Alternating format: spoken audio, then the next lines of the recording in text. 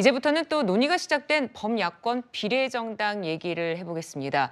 당장 야권 연합을 위한 논의 대상에 조국 신당도 포함되는지 궁금한데요.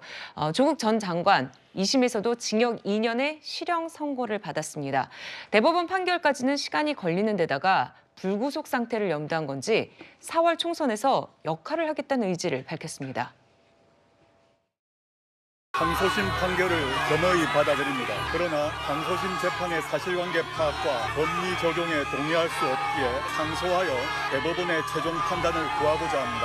총선에는 나가실 생각이신가요? 지금 제가 말씀드릴 수는 없는데 오늘 또는 조만간 저에 대한 입장을 공식적으로 표명할 시간이 있을 것으로 보고요. 대법원 판결을 앞두고 제가 개인적으로 할 일은 없을 것이라서 대법원 판결 전에 제가 할 수 있는 모든 일을 다하겠다라고 말씀드리겠습니다. 네.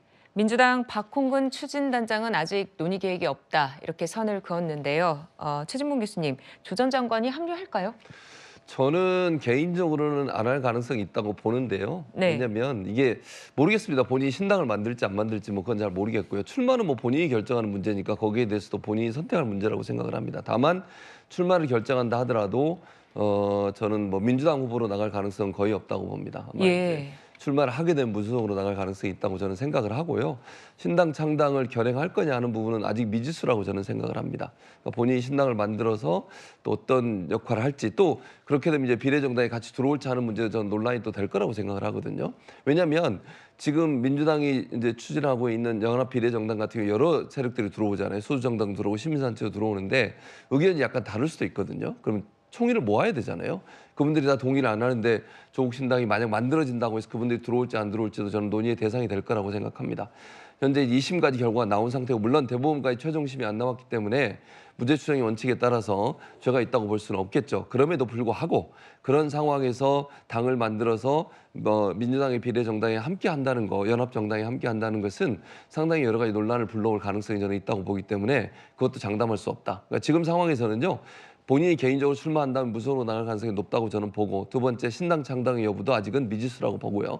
창당을 한다 하더라도 민주당이 추진하는 그런 통합 비례정당에 바로 들어온다. 그렇게는 생각하지 않습니다.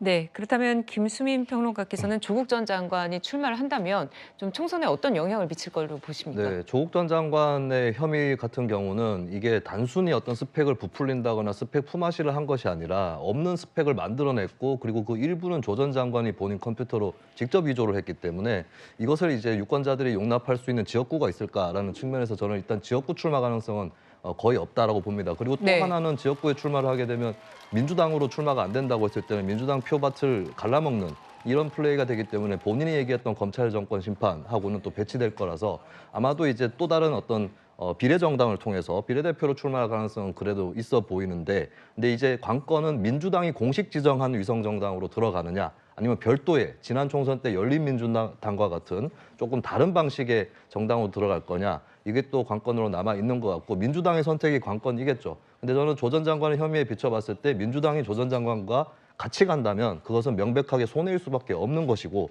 잘못하면 이번 총선이 저는 정말 걱정이 되는 게 김건희 대 조국의 총선이 돼버린다라고 하는 거거든요. 부디 민주당도 그렇고 국민의힘도 그렇고 그런 길로는 가지 않도록 좀 선택을 잘 했으면 좋겠습니다. 네, 자 마지막으로 이현정 의원께 여쭙겠습니다. 자 민주당이 통합 비례정당의 추진을 본격화하고 있는데요. 앞으로 어떤 그림으로 그려질까요? 그러니까 통합 비례정당은 지금으로 봐서는 이제 주로 이 진보당이라든지 이제 뭐 정의당도 아마 함께할지 모르겠어요. 네. 그다음에 이제 제야 지금 시민단체들 이쪽으로 아마 할 것 같습니다. 결국은 이걸 이렇게 선택한 이유가 이재명 대표 본인의 어떤 대권 도전을 위해서 제 시민단체들을 어떤 의석을 나눠주고 그리고 함께 하겠다 이런 뜻이거든요. 근데 이제 문제는 과연 그러면 지난번 더불어시민당보다 더 저는 악화될 가능성이 있다. 왜냐하면 각각이 그러면 민주당이 과연 이 사람들에 대한 검증권을 가질까? 아니면 그냥 이 사람들 그냥 번호만 나눠줄까? 이 부분이 있는 거거든요. 네. 예를 들어서 그 시민단체들은 그냥 우리 추천한 사람 그냥 번호 줘 이렇게 이야기할 수 있는 거고. 근데 문제는 민주당에서는 국민들의 저번에 이 실패 사례가 있지 않습니까? 또 이 검증권을 행사한다 그러면 이것 또한 앞으로 논란이 될 수 있을 것 같고 특히 또 진보 진영에 있는 분들은 주로 뭐 예를 들어서 문제가 된다든지 부동산 투기 뭐 전과 뭐 등등 이런 논란이 있으면 민주당에서 굉장히 부담스럽거든요. 네. 아마 이게 앞으로 구성되는 과정에서도 꽤 국민들로부터 저는 이 검증의 어떤 그런 부분들을 좀 시달릴 가능성이 있다 이런 생각이 듭니다. 네. 자, 민주당 위성정당 얘기까지 나눠봤습니다. 설 연휴 직후부터 시작될 여야의 공천 소식은 다음 주 전해드리도록 하겠습니다. 저희는 60초 뒤에 돌아오겠습니다.